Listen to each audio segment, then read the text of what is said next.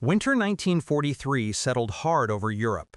In the frozen skies above Germany, air combat had become pure statistics: altitude, horsepower, and survival odds that rarely favored the men inside the bombers.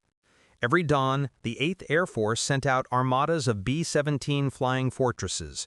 Every dusk, dozens failed to return. Crews called it flying the coffin corner. Yet they kept going. On the morning of December 20, 1943, a 21-year-old American pilot, Charles "Charlie" Brown, climbed into his B-17F Ye Olde Pub at Kimballton Air Base in England. It was his first combat mission. His 10-man crew, young, untested, anxious, belonged to the 379th Bomb Group. Their target lay deep inside northern Germany, the Focke-Wulf 190 factory at Bremen, one of the Reich's most heavily defended industrial centers. Briefing intelligence promised flak thick enough to walk on, and dozens of Luftwaffe interceptors along the route. Still, orders were orders. At dawn, the 4 Wright Cyclone engines roared, shaking frost from the runway. Ye Olde Pub lifted into a gray sky and joined hundreds of bombers droning east across the North Sea. At 25,000 feet, oxygen masks hissed and frost crawled across the inside of the windows.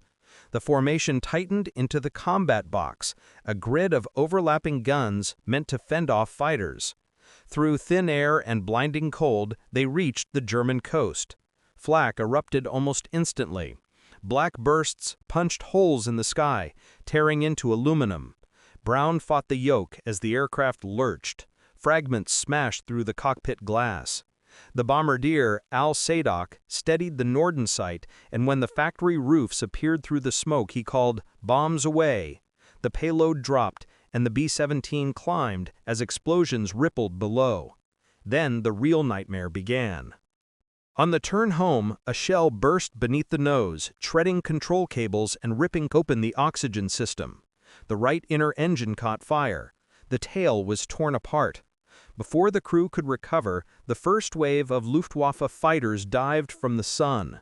Messerschmitt Bf-109s and Focke-Wulf 190s, their cannon fire stitching across the formation. Ye Olde Pub fell behind, crippled and alone. Enemy rounds chewed through the fuselage, shattering the plexiglass nose, wounding the bombardier and radio operator. The tail gunner, Hugh Eckenrode, was killed instantly when a shell exploded behind him. Oxygen froze in the lines, blood froze on metal. Brown's intercom filled with static and groans. Half his crew was dead or unconscious. The surviving engines sputtered, but he refused to bail out. Parachuting into Germany meant capture or worse. He turned west, struggling to nurse the wreck toward the North Sea. The fighters returned, circling like wolves. One Focke-Wulf 190's burst ripped away part of the right wing. Machine guns jammed, controls sluggish. Brown could barely keep altitude. Inside, the air was 50 below zero. Hydraulic fluid smelled of fire. Through blurred vision, he kept the bomber steady, praying the engines would hold a little longer. Far below, Germany rolled past, frozen fields, villages dusted with snow. Then a new sound cut through the dying engines, the rising whine of another fighter. At a Luftwaffe field near Bremen, Franz Stigler had scrambled minutes earlier in his Bf-109 G6. 28 years old, a veteran with more than 24 victories, Stigler belonged to Jagdgeschwader 27. Trained by ace Gustav Rodel, he lived by a strict code of honor. Rodel had told him, "You fight by rules of war, not by murder. If I ever see you shoot a man in a parachute, I'll shoot you myself." His fighter, Yellow 2, climbed through the smoke over Bremen. Radio traffic crackled, reports of heavy bomber losses when he spotted a straggler limping away from the city. A B-17 trailing smoke, flying far below formation. An easy kill. Stigler throttled forward and approached from behind, the guns armed automatically, 2 13mm MG-131s and a 20mm cannon. But as he drew close, what he saw stunned him. The bomber's tail was shredded. One elevator hung by cables. Blood streaked the rear fuselage. Through gaping holes, he glimpsed motionless men. The plane looked less like an enemy machine and more like a corpse still moving. He slid alongside the bomber, close enough to see inside the cockpit. The pilot, pale, blood on his face, rustled the controls. The co-pilot slumped beside him. Every instinct screamed to finish the job. One burst would end it. Yet Stigler's finger froze on the trigger. This wasn't combat anymore. It was execution. Matching speed, he eased up on the B-17's wing. For a long moment, the two aircraft, Predator and Prey, flew side by side through the freezing sky. Inside Ye Olde Pub, Brown noticed movement on his left. A German fighter, so close he could see the pilot's eyes. For a second, he thought he was hallucinating. The Messerschmitt pilot didn't fire. He simply looked at him, then raised his hand, not in triumph, but in acknowledgement. Brown stared back, stunned. His guns were useless anyway. The German gestured, pointing ahead, signaling them north toward the sea. Brown hesitated. Was it a trick? But when the fighter repositioned slightly ahead, shielding the crippled bomber from coastal flak batteries, understanding dawned. The German was protecting them. Together they flew over northern Germany, a scene so bizarre that villagers below stopped and stared. A B-17 and a Bf-109, wingtip to wingtip, gliding low over the winter fields. Not enemies, but companions. Minutes passed in silence except for the cough of failing engines. Finally, the coastline appeared, the gray line of the North Sea stretching to infinity. Stigler knew this was the border between duty and death. If anyone saw him escorting the enemy, he could be court-martialed, even executed, but conscience left no room for hesitation. He turned once more toward the bomber. The young American pilot met his gaze. Stigler raised a gloved hand in a slow salute, then banked away, disappearing into the clouds. Brown watched the Messerschmitt vanish too shocked to speak. His hands shook on the controls. The engines sputtered but held. Somehow, through smoke and freezing wind, the B-17 crossed the North Sea and reached England. They crash-landed on an emergency strip, skidding across wet grass until the wreck shuddered to a halt. Medics swarmed the aircraft. Most of the crew survived, battered and half-frozen. When Brown told intelligence officers what had happened, that a German ace had spared them and guided them home, nobody believed him. The Luftwaffe, they insisted, did not show mercy. The report was filed away and forgotten. But Brown never forgot. The image of that pilot, the silent salute in the icy sky, stayed with him. And somewhere across the war-torn fields of Germany, Franz Stigler carried the same memory of the day he had a victory within reach and chose humanity instead.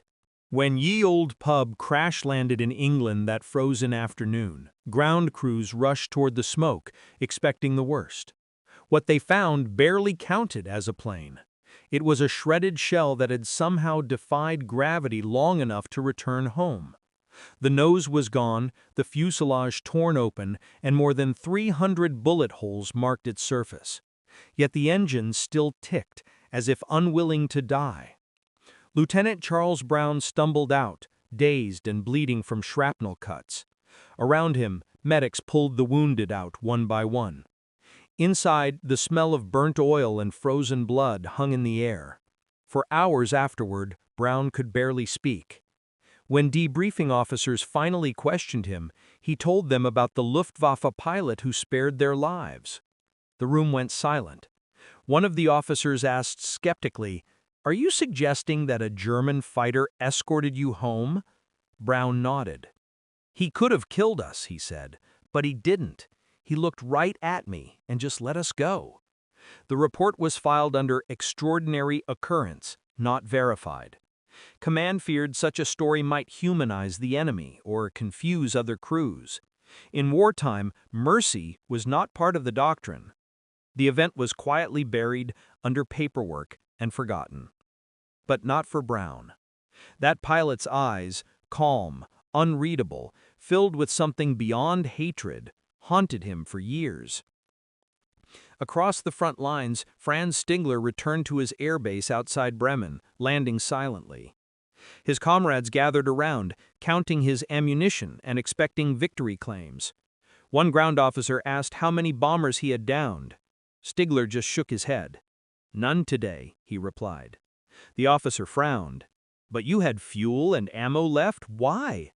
Franz didn't answer. He simply walked toward his quarters, his face unreadable. Inside, he removed his gloves and stared at his hands. He had broken every rule of war, and yet followed the one that mattered most to him. He could not tell anyone. To the Nazi command, mercy toward the enemy was treason. If discovered, he could have been executed on the spot. But deep down he felt something stir, a quiet rebellion against a war that had long lost its honor. That night Stigler wrote briefly in his logbook, "B-17, severely damaged, no claim." Nothing else, just enough to mark the moment for himself. The following months pushed both men deeper into the madness of war. For Brown, missions continued over Europe, each one deadlier than the last. The 8th Air Force's losses climbed relentlessly. He learned to bury fear under routine, checking gauges, counting seconds to bomb release, flying through fire. Yet every time a crippled bomber fell behind, he thought of that German pilot and wondered if someone else might show the same mercy. For Stigler, the skies grew darker. The Luftwaffe was crumbling under relentless Allied pressure. Each mission meant escorting fewer bombers home and watching friends vanish into smoke. He shot down enemy planes to survive, but the joy of victory was gone. To him, war had become nothing more than a machine grinding up humanity from both sides. By 1945, Stigler's world lay in ruins. Germany had fallen. His brother was dead, his squadron shattered, and his home destroyed. He moved to Canada after the war, working as a mechanic, just another immigrant with too many ghosts behind him. He never spoke of that day over Bremen. Brown, meanwhile, returned to the U.S., struggling with post-war silence. He joined the Air Force again, flew transport missions, and later worked in the State Department. But the memory lingered like an unfinished sentence. Who was that man? Did he survive? Was he still alive somewhere in post-war Europe? He didn't know, and for nearly 5 decades, he wouldn't. Then, in 1986, the past came calling. Brown had been invited to speak at a veterans event in Seattle. During the Q&A, someone asked, "Was there ever a moment that changed how you saw the enemy?" Without hesitation, Brown told the story of the day a German pilot spared his life. He described the face, the gestures, the escort to the sea. The audience sat in absolute silence. When he finished, a retired pilot from the crowd urged him, "You should try to find him. That story deserves an ending." Brown wasn't sure where to start, but in 1990, he wrote a small article about it in a veterans newsletter. Just a few paragraphs, ending with a question. "If you were the Luftwaffe pilot who spared a B-17 over Bremen on December 20th, 1943, I'd like to shake your hand." The story spread quietly through aviation circles, crossing borders and languages. Then, in early 1991, a letter arrived at Brown's home in Miami. The handwriting was German. It began simply, "Dear Charles Brown, I was the one. I thought you were dead all these years. Franz Stigler." When Brown read the letter, his hands trembled. He called Stigler immediately. The voice on the other end was older, softer, but unmistakably human. The two men, once enemies, talked for hours, piecing together every detail of that long-ago encounter. The times matched perfectly, same date, same place, same sky. Franz admitted he had wanted to shoot at first, until he saw the dead and wounded inside. He said, "You were like sitting ducks. I couldn't do it. I thought maybe God was watching." Brown was speechless. For nearly 50 years he had wondered if that moment was real or a trick of memory. Now it was alive again. In 1991, they met in person, Charles Brown and Franz Stigler, reunited in Vancouver.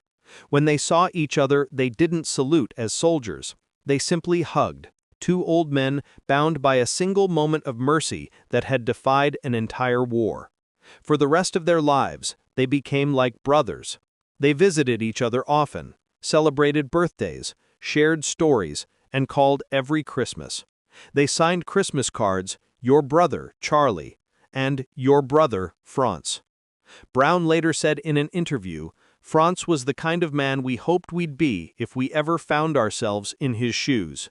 And Stigler, when asked why he spared the bomber, gave a quiet smile and replied, "I didn't spare a bomber, I spared a man." The story of that flight, buried by command, forgotten by history, finally came to light when author Adam Makos published A Higher Call. It became one of the most extraordinary tales of humanity in the heart of war, a moment where compassion cut through chaos, where a man risked his life not to kill, but to protect his enemy. When both men passed away in 2008, just months apart, their ashes were placed near each other, a final symbol of the sky they once shared. Because on that frozen day in 1943, neither Charles Brown nor Franz Stigler fought for victory. They fought for their souls. In the years that followed their reunion, Charles Brown and Franz Stigler became inseparable. Two men who once stared at each other through gun sights now shared dinners, stories, and memories, not of battle, but of brotherhood. They traveled together to air shows, spoke to schools, and attended veteran gatherings, where people would line up in silence just to shake their hands. Everywhere they went, they carried the same message: compassion has no uniform. Brown often said that meeting Franz gave his life closure. For decades, he'd carried the weight of that moment, not only the terror of the mission, but the haunting wonder of why he was allowed to live. When he finally found Franz, the question that had followed him for 50 years found its answer. He realized that in the darkest skies of war, there had been a flicker of light, one man's decision to be human. For Franz Stigler, that meeting gave him peace too. The war had taken so much: his brother, his comrades, his country's soul. But through his act of mercy, and through his friendship with Charlie, he regained a part of himself that war could never destroy. It was as if God said, "I gave you this chance to do the right thing," he told a journalist once, "and I did."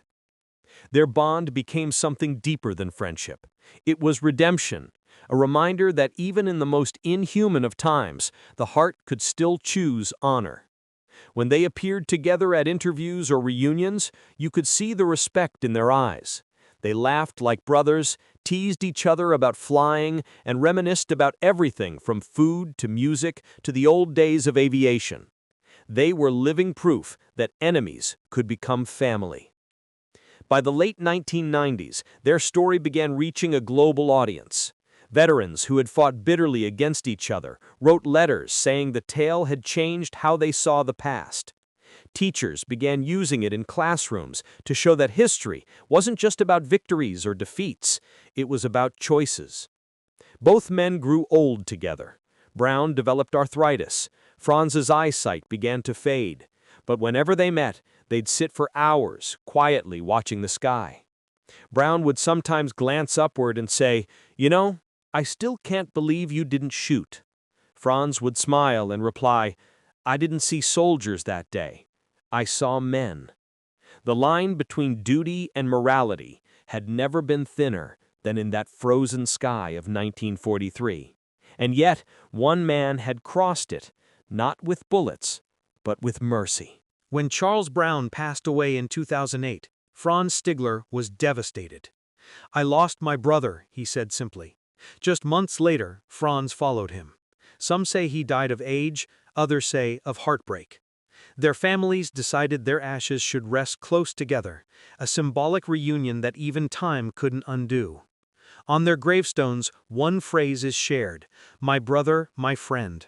Their story reminds us that war, for all its machinery and madness, is still fought by people, by hearts that can feel fear, courage, and compassion.